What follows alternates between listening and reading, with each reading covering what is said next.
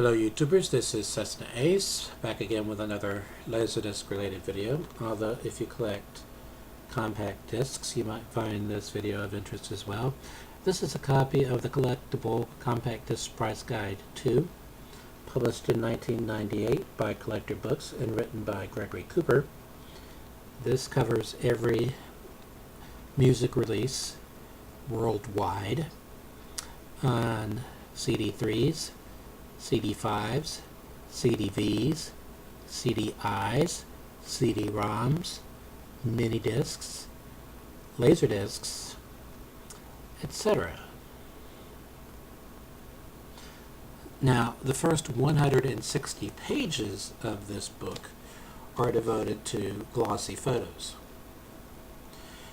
And I mentioned this book recently at the LaserDisc database in the forums, and somebody immediately responded with they had to have that book.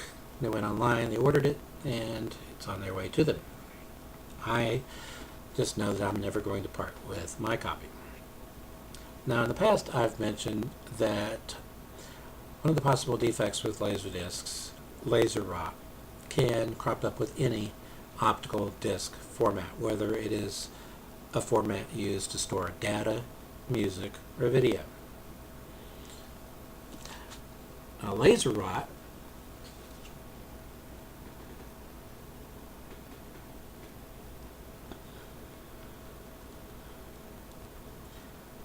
first reared its ugly head on CD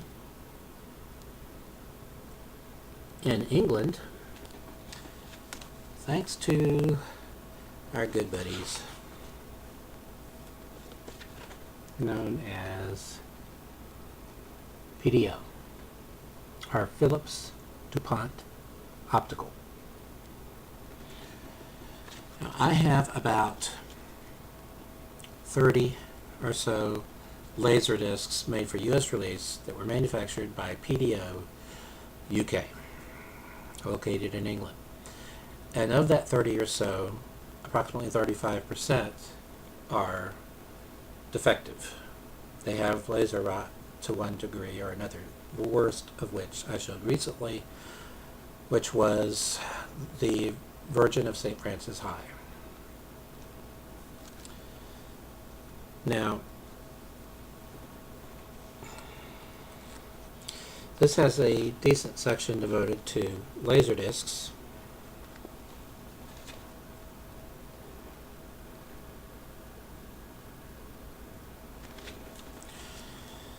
Back in the 1960s, every electronics company that made consumer electronics products was developing one or more video formats for home use, because they were of the firm belief that a market would develop for the purchase or rental of movies and other programs on video. For the most part, the studios did not hold this belief. In fact, some of them were quite against it. But there were two exceptions. The first one was Universal Studios and its parent company, Music Corporation of America, or MCA. In the 1960s, they were developing an optical video disc format. They then discovered that another company, Philips of the Netherlands, was also developing a laser disc, if you will, format, but it was going to be incompatible with the one being developed by MCA. Now, MCA and Philips came to the conclusion that it was in nobody's best interest to launch two incompatible LaserDisc formats, especially as they knew that there were several companies developing other video disc formats that were not optical based, and that there were several videotape formats in development at Sony, RCA, JVC, Grundig, and others. So they decided, well, that many formats, there's no way the market's going to support that many formats. So they at least decided, well, to limit the number of optical video disc formats to only one. And in 1972, they held a joint press conference where they showed their first player and their first batch of discs. Now, the name of this joint venture was Discovision Associates. However, the first Discovision products did not start hitting the marketplace until 1978. The first LaserDisc label being MCA Discovision, launching in 78.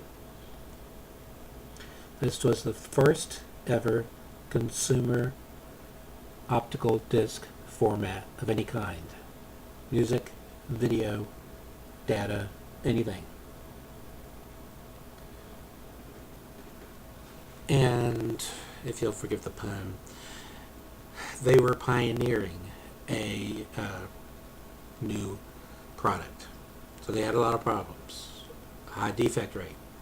In some cases, with some titles as high as 95% before they even got out the door. And they were losing so much money, in fact, that they decided that on titles that only required one side, or 3 sides, or 5 sides, they would take a defective disc, coat it with a solution that would prevent it from being playable, and then glue that to the other side of the good disc. What they did not realize at the time was that this was going to greatly exacerbate the problem of discs going bad once they left the factory. After MCA Discovision, of course, companies used generic messages recorded on the back sides that simply said program material on the other side of disk, flip disk to the other side, or a little cartoon turtle with LaserDisc written on its tummy saying flip me over, that sort of thing. Now, after MCA sold their LaserDisc manufacturing facility to Pioneer, collectors began figuring all this out, and through trial and error they found out how to remove the playback inhibiting coating without damaging the disc. So you have people who collect Discovision titles simply to see what's on the dead sides. Now, I had a copy of the Iger Sanction CAV. It was in a box, and it had one dead side. But somebody had already removed the playback inhibiting coating, and I discovered that what was there was part of the original Alfred Hitchcock version of Psycho. And I was just astonished as I played it because it was stunning. It was not only the best looking Discovision LaserDisc I'd ever seen, it was right up there with the best of the later releases. The longer it played, the more I began to wonder, why did they flag this disc? It's beautiful. But about 20 minutes in, I found out why. Because about 20 minutes in, it stopped. Laser lock. I hit frame advance and play, and after a couple of frames, it did it again. Tried it a third time, a couple of frames, and it did it again. So I found out why that disc had been flagged. Now, CDs have been marketed in numerous shapes, shaped like a clam.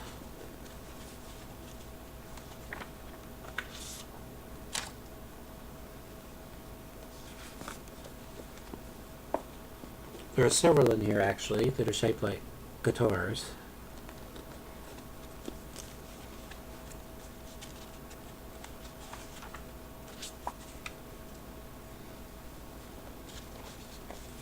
Here's one made to look exactly like a vinyl 45 record.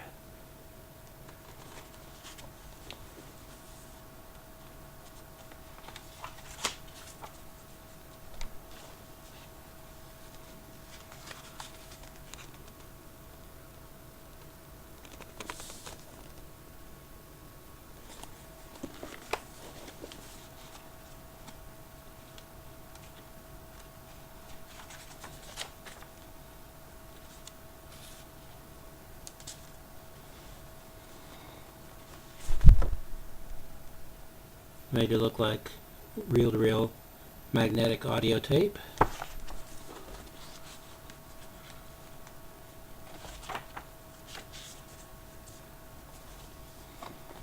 I can't show this one to my wife. She'll want it.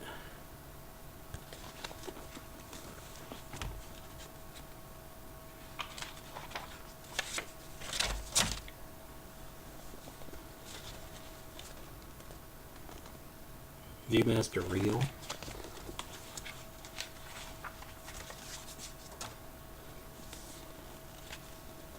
Even a postage stamp.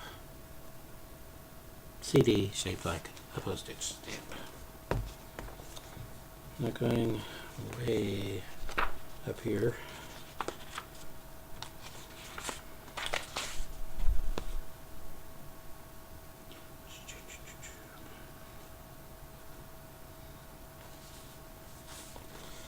The bottom of that page is where the entry for ABBA starts.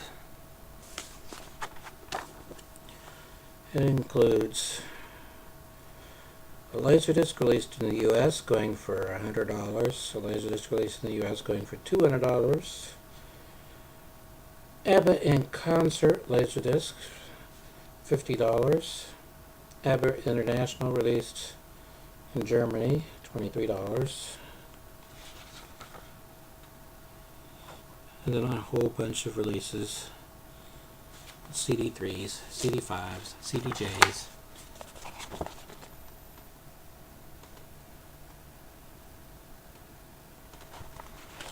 Just a really cool book. Now, back in the day, I was a subscriber to the LaserDisc newsletter.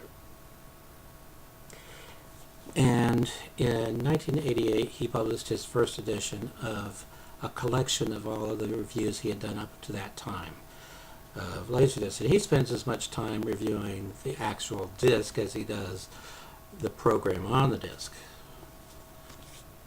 Recommended by film critic Roger Ebert. This edition came out in '92,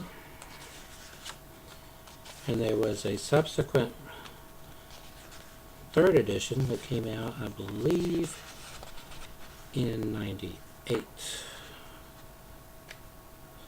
A huge section devoted to the start of the format and the problems with the format and the pluses of the format and everything else.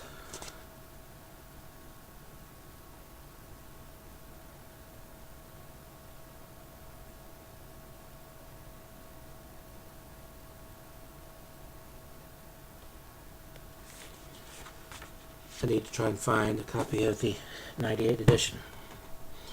Before I move on, this is the 2008 edition, but even the 2011 edition, which I have, still indicates LaserDisc availability on titles. They indicate whether a title is available on video cassette, which is that upside down triangle. Full circle indicates LaserDisc, and half circle DVD. They don't make any differentiation between DVD and Blu-ray or anything like that. Now, one of the movies that's reviewed in that LaserDisc Home Companion is a movie by Ed Wood called Plan 9 from Outer Space. I used to have that release from Image Entertainment. This is one that came out from LumaVision. This is one of the discs I paid full price for.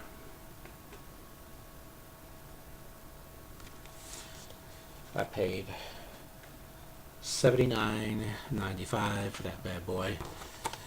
But something more common with Japanese releases than American releases, it came with an insert.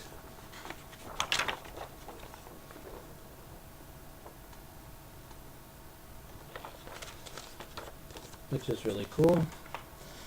First mail order company I ever bought LaserDisc from, Starship Industries.